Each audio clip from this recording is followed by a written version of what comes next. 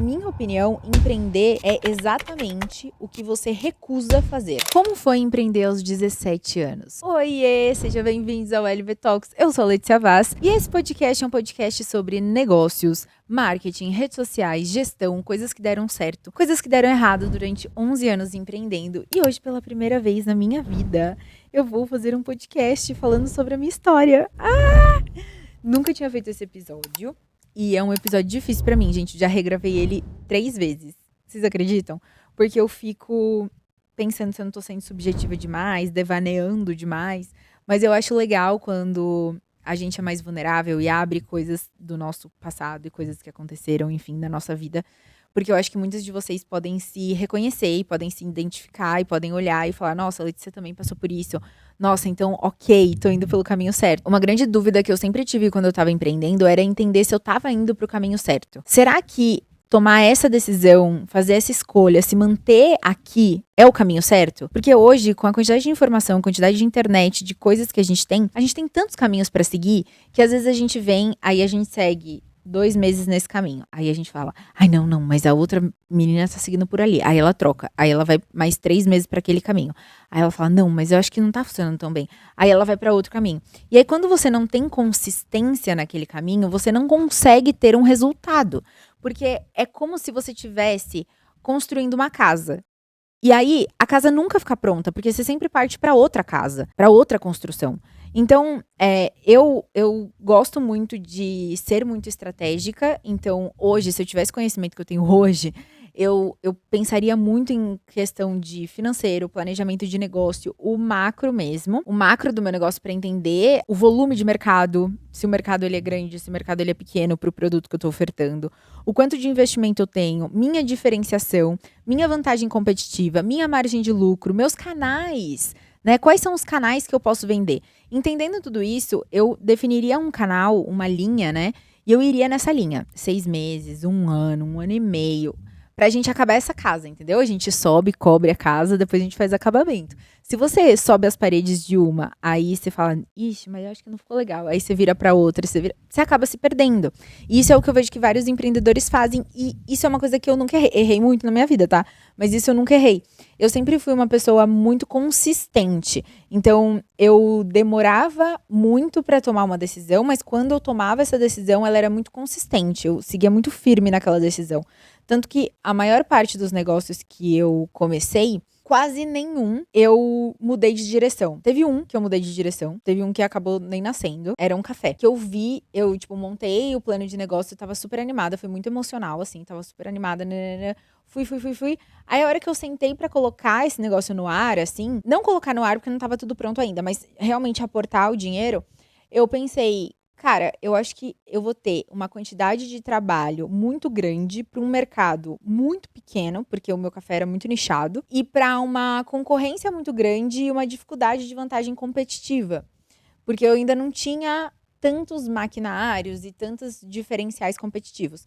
E aí eu segurei. Eu falei, não, vamos para outra direção. Aí foi quando eu abri o meu app de educação. Falei, não, esse não vai funcionar, mas eu vejo outro lugar que eu tenho vantagem competitiva, que eu tenho margem, que eu tenho espaço. Aí eu lancei o Letícia Vaz Educação. Então eu peguei o dinheiro que eu ia colocar lá e coloquei no meu app. Eu gosto muito que vocês entendam que empreender é os nãos que você fala. Muita gente fala que, empreender é você ter a oportunidade, é a oportunidade de chegar para você. Na minha opinião, empreender é exatamente o que você recusa fazer. Porque quando você empreende e quanto mais você vai crescendo, o seu negócio e a sua imagem, mais portas vão se abrindo. Se você quiser entrar por todas as portas, todos os dias, em todos os momentos, você vai se desvirtuar do seu caminho e você não vai conseguir crescer. Então, é aquelas pessoas que falam sobre tudo e no final do dia não falam sobre nada, tem dificuldade muito grande de monetização das coisas que elas fazem, porque elas não são experts em nada. Então, para mim, um empreendedor em crescimento é um empreendedor que tem uma habilidade muito grande de priorizar o que é importante e ter a coragem e a disciplina de falar não para oportunidades tão importantes quanto a que ele tem, mas que ele se agarrou àquela e ele seguiu uma linha firme. Então, se o seu objetivo é, em 5 anos, fazer o seu negócio ser o maior negócio do Brasil, você vai pegar essa linha e você vai seguir ela. Por mais que apareçam outras oportunidades, você vai seguir ela. É óbvio que existem formas de você analisar. Por exemplo, eu já estava há 8 anos empreendendo na LV, quando eu decidi ser influenciadora. 8 anos? 9 anos, eu acho. Quando eu decidi ser influenciadora. E foi uma oportunidade que a Nuvem Shop... Eu nunca contei, posso fazer um episódio sobre isso também. Foi uma oportunidade que a Nuvem Shop, ela olhou pra mim e ela falou assim, cara, você é boa de comunicação, porque eu fiz jornalismo. Você é boa de comunicação, vamos fechar um contrato de publicidade? Vamos ser influenciadora? Aí eu falei, não, eu não sou influenciadora. E aí eu falei, beleza, caiu essa oportunidade na minha mão. Fiz aquela análise que eu falei com vocês de vantagem competitiva, diferenciação de mercado, margem, crescimento exponencial, enfim. Analisei tudo isso. E eu falei, acho que é um bom negócio. A LV já estava indo bem sozinha. Falei, vamos lá. Aí eu peguei essa oportunidade e aí eu segui firme e forte nela. Me agarrei a ela.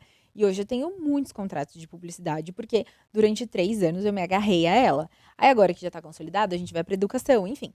Assim por diante, entendeu? Então, esse é o grande ponto. O quanto não você vai falar para oportunidades que aparecerem e o quanto fiel você vai ser à sua vontade inicial, ao propósito da sua empresa.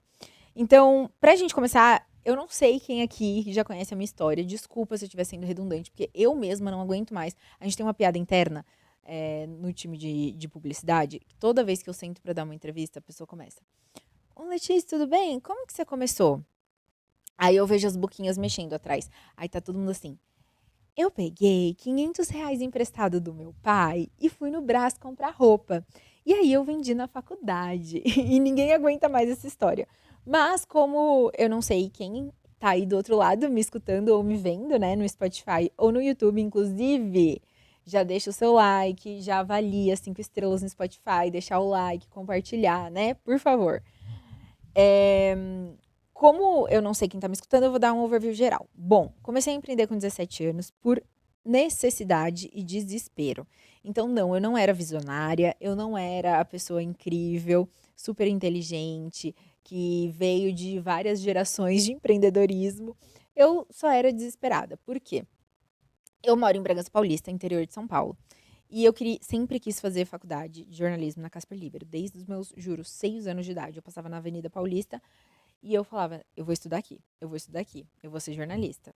E eu sempre quis isso, sempre, sempre, sempre. E aí eu falei, não, eu tenho que entrar. Entrei. Quando eu entrei, meu pai não conseguia pagar a moradia mais a faculdade. Falei, eu vou dar um jeito. Fui ser assessora de imprensa, CLT. E assessora de imprensa, gente, é o nome chique que dava pro que eu fazia. Porque, na verdade, eu era uma clipadora. Eu nem sei se existe esse trabalho. Mas eu não sei se você... Conhecimentos inúteis, tá? Hoje, agora. Se você não trabalha na área, você não é obrigado a saber. Quando a gente vai fazer... A gente tem uma empresa muito grande. A empresa atendia a Globo, atendia a HBO, atendia várias empresas muito grandes. Existe algo que a gente chama de clipping. Que clipping é quando a gente analisa o que as pessoas, o que os jornais, as revistas, os portais de notícia estão falando sobre o seu trabalho. Então, se eu fizesse hoje da LV, por exemplo, eu ia entrar e eu ia ver, o Terra soltou uma matéria sobre a LV. Aí eu ia lá, ia ler a matéria, ia categorizar ela como negativa ou positiva. Tá falando bem da LV? Tá falando mal da LV? Legal. Ia categorizar ela e eu ia colocar os tiers dos jornais. Então, tipo, Tier 1 são jornais muito grandes, como Folha de São Paulo, Estadão, enfim. Tier 2, jornais um pouco menores. Talvez... não lembro mais, né, qual que era Tier 2. Mas talvez O Dia, Jornal O Dia... Jornais menores, assim. E aí, Tier 3, normalmente eram jornais pequenininhos, que eram mais nichados.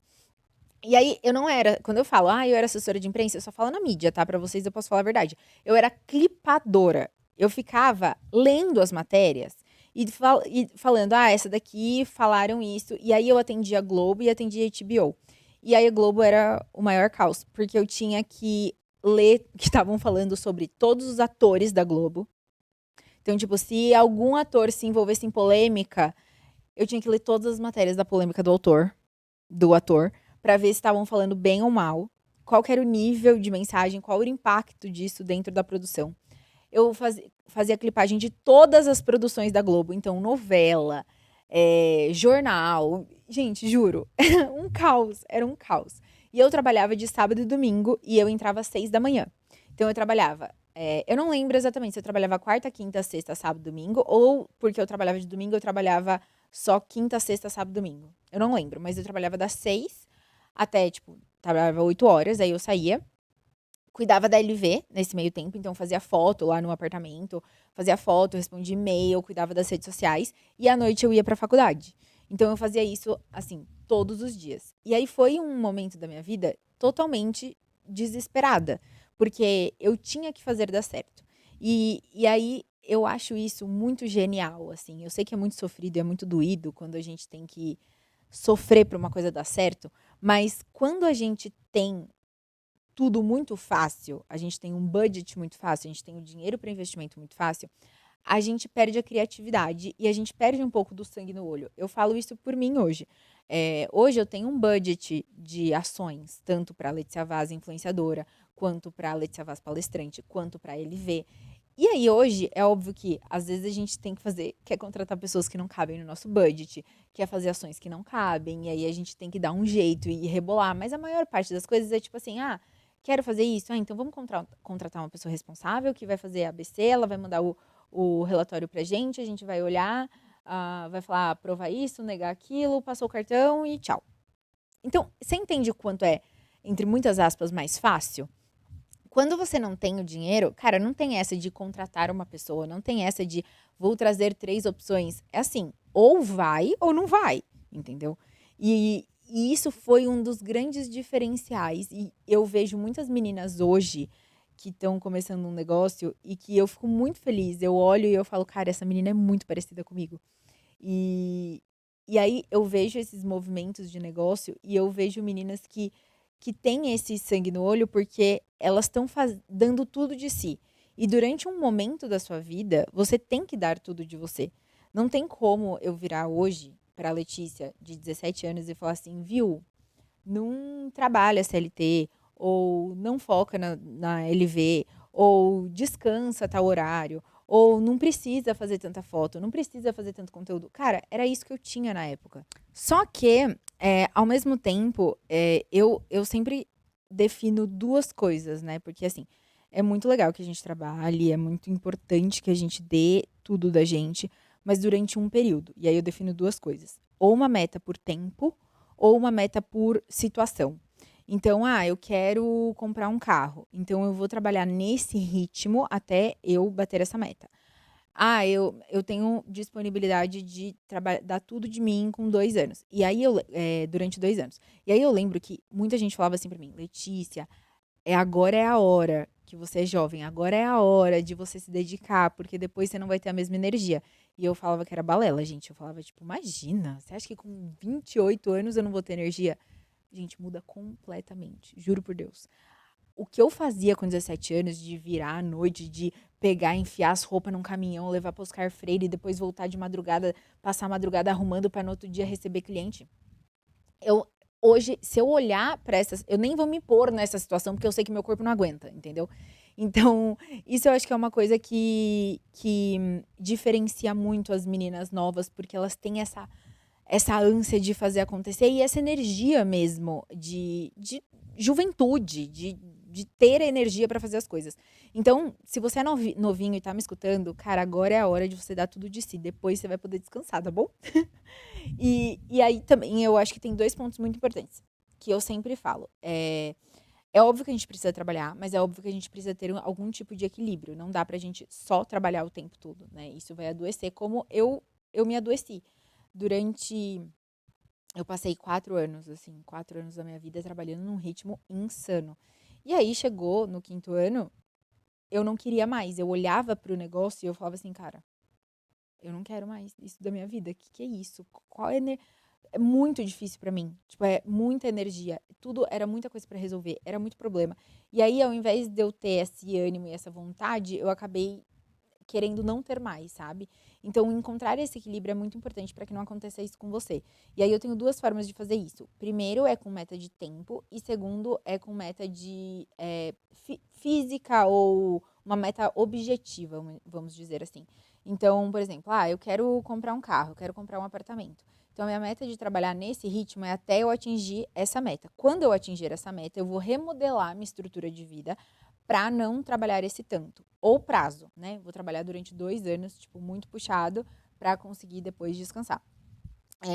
Então, eu acho que hoje eu tenho uma capacidade muito grande de expandir os meus negócios tendo equilíbrio, que eu não teria com 17 anos. Mas eu acho que são fases, sabe? São fases do negócio e são fases que a gente precisa entender que elas acontecem, que toda fase é uma fase, entende? E uma coisa que eu falo muito para todos os empreendedores que me acompanham: nem o bom, nem o ruim dura para sempre. Então, se você tá num momento do seu negócio que você tá bombando, estourando de vender, que você é o top 1, que você é incrível, não vai durar para sempre. Então, pense em formas de fazer esse sucesso que você está tendo hoje se prolongar para que você não dependa dele para sempre, porque ele vai acabar. E se você está numa fase muito ruim, você fala, puta, não tá vendendo nada, tá foda, tá complicado, não é para sempre. Você precisa tirar energia desse momento para, com essa necessidade que você tem, você vai ser criativo e vai desenvolver novas estratégias e coisas diferentes que, se você não estivesse passando por essa fase, você não ia conseguir. Então, eu acho que ter essa visão muito clara de que nada é para sempre, nem o sucesso, nem o fracasso, te faz ver as coisas com mais leveza. Eu acho que como o tema de hoje é como foi empreender aos 17 anos, uma grande problemática que eu tinha quando eu era muito nova era a imaturidade emocional. Eu não tinha maturidade emocional alguma para lidar com absolutamente nada. Se uma cliente reclamava da minha roupa, eu chorava, eu não queria mais fazer nada. Se alguém devolvia uma peça, eu chorava. Se a gente atrasava, era um grande problema. Não que não seja um problema, mas você vai entendendo depois com o tempo que existem coisas que são intrínsecas do negócio. Então, às vezes, ter uma devolução é normal, ter uma troca é normal, atrasar, às vezes, alguns pedidos é normal. Então, você vai tendo essa maleabilidade e essa maturidade para aprender a lidar com as coisas. Então, foi muito difícil para mim empreender aos 17 anos exatamente por conta disso. Porque eu não tinha essa maturidade emocional para lidar com a quantidade de pressão que eu mesma colocava em mim. Então, eu colocava metas extraordinárias. Então, era assim, todo mês eu tinha que duplicar o tamanho da empresa. E você imaginou? Quando você duplica de 1.000 para 2.000, de 2.000 para 4.000, de 4.000 para 8.000, cara, até 100.000, 200.000, você consegue duplicar.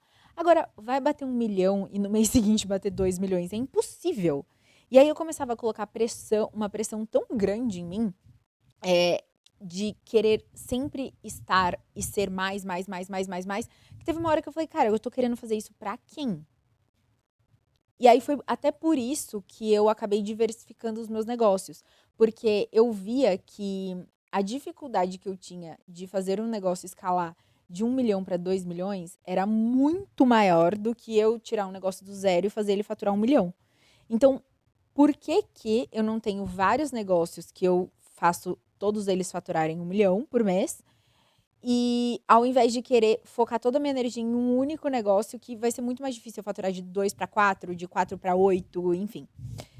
E aí, foi muito engraçado que isso veio com algo que poucos empreendedores falam, que não tem curso que ensina. Não tem faculdade que ensina. Não tem absolutamente nada que ensina. Que é você se conhecer. Durante muito tempo, eu não entendia que eu era uma pessoa muito boa em fazer um negócio sair do zero e faturar o primeiro milhão. Eu não entendia. Eu entendia que as coisas que eu pegava e que... tinha uma piada interna na minha família que era assim: manda a Letícia abençoar. Que tudo que eu passava a mão, que era pequeno, ficava grande. Então essa era a piada. Era tipo, manda a Letícia abençoar, que ela pôs a mão virou ouro. Era esse ditado. E aí eu comecei a entender que não é que eu pus a mão virou ouro, é que eu tinha uma facilidade muito grande de entender um começo de negócio e fazer ele escalar muito rápido para o primeiro 1 milhão. Mas que ao mesmo tempo eu tinha uma dificuldade muito grande de fazer ele faturar de 2 milhões para 4 milhões. Então eu comecei a pensar, cara, o que é mais lógico e mais inteligente eu fazer durante a minha carreira? É pegar vários negócios e fazer esse estopim. E aí eu fui ficando ainda melhor, porque quando você faz uma vez, é igual palestra. Você dá palestra uma vez, tá boa. Na segunda, você tá melhorzinha. Na terceira, você tá melhor. Na quarta, pô, a hora que você deu 20 vezes a mesma palestra, você tá voando, as pessoas estão te aplaudindo de pé. Então, é basicamente isso. Na minha sexta empresa, é muito mais fácil eu fazer ela sair de 0 a 1 milhão do que na minha primeira. E essa maturidade que a gente tem e esse olhar pra dentro e entender o que você é bom e ter humildade de entender o que você é ruim, vai te fazer abrir muitas portas. Porque às vezes quando a gente é novinho e a gente começa um negócio, a gente acha que a gente precisa ser bom em absolutamente tudo, o tempo todo. E não necessariamente, sabe? Eu acho que você tem que entender qual é o seu diferencial e tratar em cima do seu diferencial. Bom, gente, eu acho que foi um resumão, assim, da minha história. Eu tentei trazer a minha história de uma forma um pouco mais subjetiva. Desafios que eu passei, eu acho que um grande desafio que eu passei também, depois que eu comecei a vender o cropped, foi a fabricação própria. Eu não tinha dinheiro pra fazer PL, Private Label. Então eu não tinha dinheiro pra mandar alguém costurar pra mim, fora, porque o pedido era muito grande. Tinha que pedir, sei lá, 500 peças. E aí eu não tinha dinheiro pra pagar o pedido de 500 peças sem ter vendido. Aí o que eu comecei a fazer? Eu falei, é muito mais barato eu comprar uma reta, uma overlock, e comprar o tecido metrado e ir fabricando de acordo com os pedidos que as pessoas vão fazendo, do que eu fazer um estoque gigantesco e depois ter que liquidar se eu não vender. E aí, esse foi o modelo de negócio que, inclusive, eu estudei muito, né, da Toyota Just in Time. E esse foi o modelo de negócio que eu entendi que funcionaria para mim. E aí, com esse modelo de negócio Just in Time, eu consegui ir galgando novos espaços porque eu não tinha dinheiro parado. Em nenhum momento eu tinha dinheiro parado. O único dinheiro parado que eu tinha era dinheiro em tecido. Eu não tinha dinheiro parado em peças prontas. Então, eu nunca tive liquidação. Hoje a gente tem Black, a gente participa de liquidações porque a gente tem um estoque mínimo para conseguir dar conta da demanda, senão a gente não consegue. Mas eu nunca tive liquidação porque eu nunca tive produto, né? Eu nunca tive estoque. Então, isso tem os pontos positivos, tem os pontos negativos, como qualquer coisa. Mas aí veio essa minha segunda grande dificuldade na minha carreira, que foi construir uma fábrica. Eu, durante muito tempo, eu não enxergava a LV como uma fábrica, né? Hoje, quando eu vou fazer reunião com, enfim, pessoas muito grandes, investidores, enfim, isso é inclusive outro ponto. A LV é só minha, não tem investidor, não tem absolutamente nada. É só eu e Deus. Claro que tem a minha família trabalhando comigo, mas digo em questão de aporte financeiro, não tem nenhum. E aí, quando eu vou fazer reuniões e tal, eles falam, você sabe, né, que você não tem um negócio só, você tem dois. Você tem uma fábrica e você tem uma marca. Você fabrica as suas peças e essas peças são, entre muitas aspas, vendidas para sua loja. E aí a sua loja vende para o consumidor final. E aí é uma quantidade de trabalho, gente, muito grande. É uma quantidade de processos muito grande. E essa foi a minha segunda dificuldade, que foi a gestão de pessoas. Eu acho que, assim, primeira dificuldade foi aprender a lidar comigo, que eu não tinha maturidade para isso. Depois que eu aprendi a lidar comigo, eu tive que aprender a lidar com os outros, porque não existe um bom empreendedor sem uma boa liderança, sem ser um bom gestor. Então, inclusive, hoje eu prefiro muito mais fazer cursos de gestão, liderança, mais C-levels do que cursos de marketing ou comunicação. Porque eu acho que quando a sua empresa ela vai ganhando um porte maior, né, ela vai ganhando um espaço maior no mercado, não tem como você não ter um time. E o que eu mais vejo acontecendo com empreendedores hoje são empreendedores que começam a crescer e aí, por falta de gestão de pessoas, eles acabam fechando porque eles não conseguem lidar com a quantidade de funcionários e os processos internos da empresa para conseguir escalar mantendo a mesma qualidade, a mesma volumetria, a mesma entrega. E aí o dono ele se sente tão sobrecarregado porque, pensa comigo, a lógica é muito, muito simples. Você começou o seu negócio sozinho. Durante o início do seu negócio, você tinha que fazer vendas, compras, RH, e-commerce, financeiro. Você tinha que fazer tudo. Marketing, redes sociais. Você tinha que fazer tudo sozinho. Você foi acostumado a fazer tudo sozinho. Seu negócio começa a crescer. você começa a contratar pessoas, porque as pessoas falam, você precisa de alguém para te ajudar, você precisa delegar funções. Aí você começa a contratar pessoas, só que você nunca fez um curso de gestão, nunca fez um curso de liderança, não sabe como criar processos dentro da sua empresa. E aí, a sua mentalidade, ao mesmo tempo que você está contratando pessoas, a sua mentalidade ainda é daquela pessoa que está em todas as frentes. E aí você, ao invés de delegar as funções, você microgerencia as funções. Então você continua com todos os setores, só que com faturamento duplicado, com a quantidade de pedidos duplicadas, com BOs duplicados. E aí você se olha e fala assim, cara, eu tenho 10 funcionários, 5 funcionários, 3 funcionários, mas eu estou fazendo tudo na empresa, eu estou sobrecarregado, eu estou cansado. E é muito normal disso acontecer. E é uma grande dificuldade que eu vejo juro, eu tenho muita... Hoje eu tenho uma visão, né, muito clara de mercado e às vezes eu vejo pessoas e empreendedores que eles tinham tudo para crescer, só que eles não têm gestão. Eles não definem meta, não definem processos, não definem setores, não tem organograma, não tem nada. Então não sabe quem responde para quem faz o quê, qual que é o prazo do quê, e aí fica aquele caos instaurado na empresa e ninguém consegue fazer nada e no final do dia quem resolve é o dono, sabe? Então, eu acho que se você estiver se reconhecendo nessa fala, juro que não era para ser uma publi, tá? Mas eu tenho o meu curso de planejamento estratégico que ele fala sobre planejamento estratégico de negócio, então como definir meta, como definir tudo. Pessoal, como definir rotina e de redes sociais. Então, como cuidar do planejamento das suas redes. Ele é muito, muito bom e serve muito agora para 2026, né? Que tá começando o ano, você já tem que se planejar. Eu vou deixar o link aqui para quem tiver interesse. Mas isso eu acho que é a maior dificuldade que eu vejo. Então, se você se reconheceu aqui, pensa se a gestão do seu negócio e o crescimento do seu negócio não está sendo impactado porque você não transformou a sua mentalidade, sabe? Bom, gente, esse episódio ele foi um pouco mais subjetivo. Eu sempre gosto de episódios mais práticos. Mas eu tentei ser muito sincera, sabe, com vocês e abrir pontos que eu nunca abri, que eu nunca conversei. Então, me contem, se vocês se reconheceram em algum momento, só comenta assim, me reconheci. Só se em algum momento desse vídeo você escutou alguma coisa que você falou, meu, eu sou muito parecida, aconteceu isso comigo, ou tá acontecendo isso comigo, comenta, me reconheci. Porque eu acho que isso vai me fazer entender se a gente tá conectado, sabe? E eu espero que vocês tenham gostado e até quarta-feira que vem no nosso próximo episódio do LV Talks. Um beijo!